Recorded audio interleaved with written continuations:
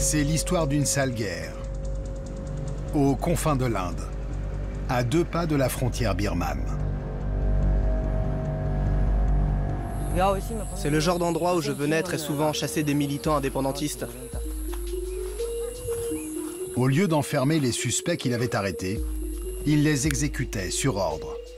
C'était même devenu sa spécialité au sein de la police indienne, l'assassinat extrajudiciaire.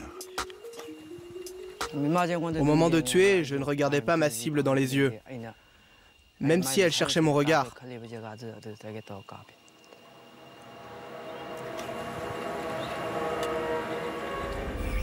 Quand il sort diplômé de l'école de police, Herojit n'a pas 20 ans. Il intègre immédiatement la force d'élite destinée à lutter contre les insurgés. Les supérieurs nous disaient que c'était bien de tuer des gens, que ce que je faisais était bien. La méthode est bien rodée. Une rafle dans un village.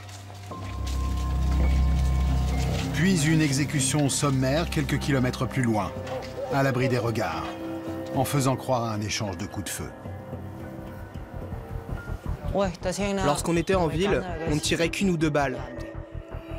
Mais quand on était dans les montagnes, on tirait en rafale avec la Kalachnikov. À partir de 2007, un militant meurt presque quotidiennement sous les balles des forces de l'ordre.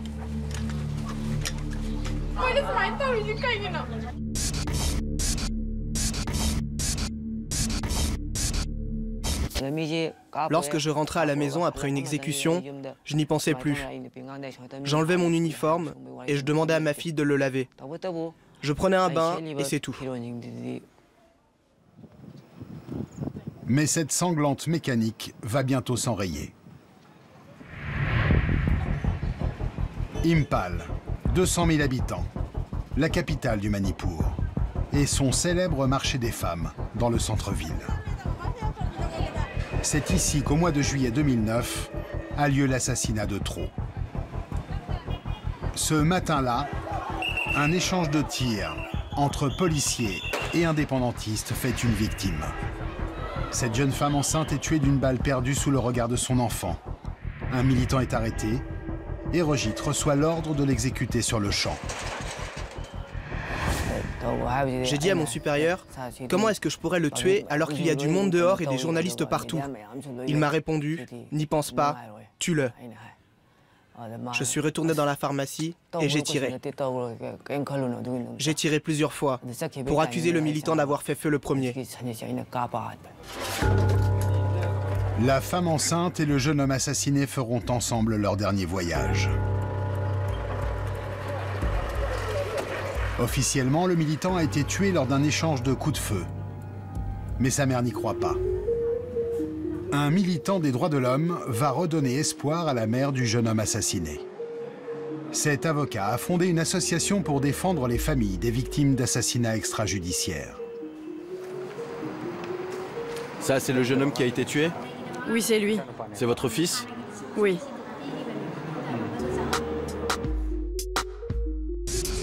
Il recueille les témoignages pour obtenir réparation devant la justice indienne. Là, on a déjà compilé 800 cas et on doit en rentrer encore 700. Donc il va falloir qu'on achète une nouvelle armoire. Le lendemain de l'exécution, un photographe vient le trouver au siège de l'association. Il m'a dit, j'ai des photos très intéressantes. Le scoop d'une vie. Malheureusement, aucun journal ne veut les publier. Tout le monde a peur. Sur les clichés, on voit le militant arrêté par la police. Il entre désarmé dans la pharmacie et ressort sans vie. Je me suis dit, enfin, on a la preuve indiscutable qu'il s'agit bien d'une exécution extrajudiciaire. Les photos déclenchent une vague d'émeutes gigantesques. 2 mois de manifestations, pendant lesquelles tout l'État est bloqué. Herojit est mis à pied. La police des polices ouvre une enquête. Il est interrogé, mais il couvre ses supérieurs. Aucun officier ne sera mis en cause. Mon commandant me disait, ne te stresse pas, Herojit. Ça va être comme des vacances. Tout le monde est là pour toi. T'inquiète, on ne va pas te laisser tomber. Mais un jour, son salaire de policier arrête de tomber. Incapable de nourrir sa femme et ses enfants, le jeune homme décide de parler. Je l'ai tué à l'intérieur de la pharmacie. En janvier 2016, 5 ans après les faits, sur une chaîne de télévision nationale, Herojit passe enfin aux aveux. C'est Bablou qui l'a convaincu de sauter le pas. Franck, concrètement, où en est la situation depuis ce tournage? Alors, ce tournage, c'était il y a un peu moins d'un an. Depuis, Herojit, le flic tueur, a retrouvé du boulot, toujours dans la police, mais il ne porte plus d'armes. Et les organisations de défense des droits de l'homme, elles, ont fait bouger les lignes, puisqu'une enquête a été lancée par la justice indienne, ce qui inquiète sérieusement les hauts gradés, les donneurs d'ordre de la police comme de l'armée, qui sentent que le vent est en train de tourner et que donc la peur est un peu en train de changer de camp. Et ça, c'est plutôt bien. Alors, Tueur d'État, épisode 2, la suite, c'est un sujet signé Axel Cossé.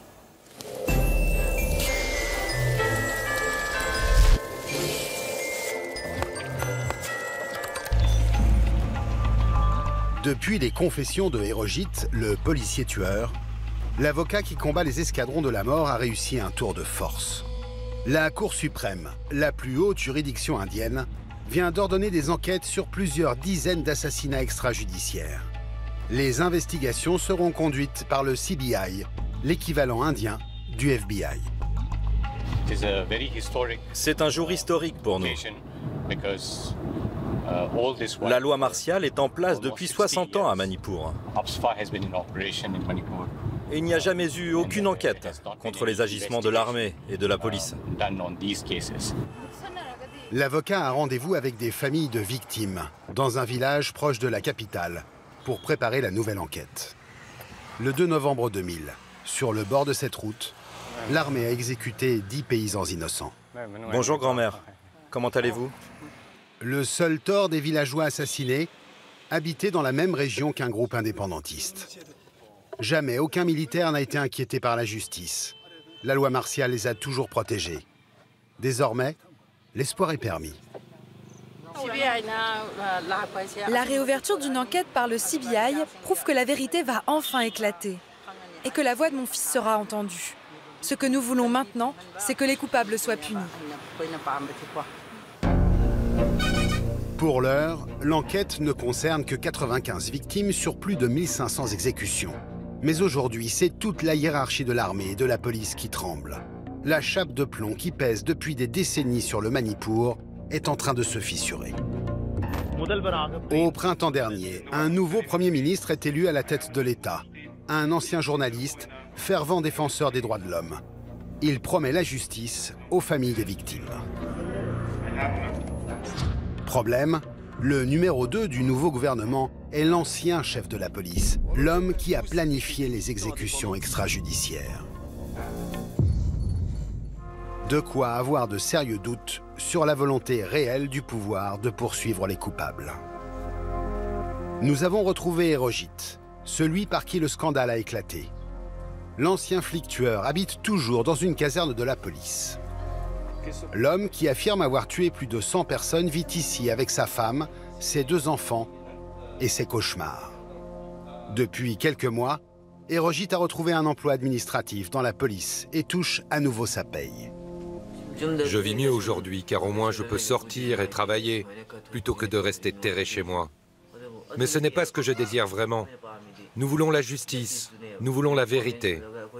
Le changement de gouvernement n'est pas suffisant. Ce n'est pas ça la justice.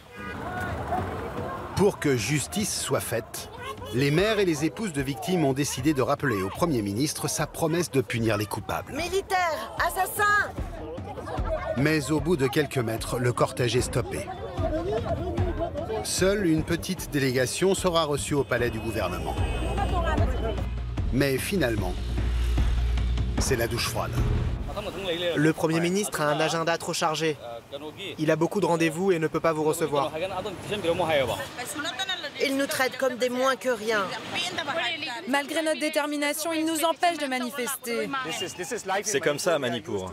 On est habitué, vous savez. On croit que le changement est possible, et puis en fait on réalise que c'est la même chose. Mais bon, on a déposé nos demandes au bureau du Premier ministre, donc on a fait notre travail.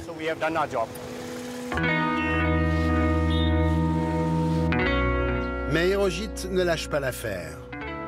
Son combat, c'est désormais sur grand écran qu'il va le mener. Bollywood a décidé de raconter son histoire dans un film à grand budget.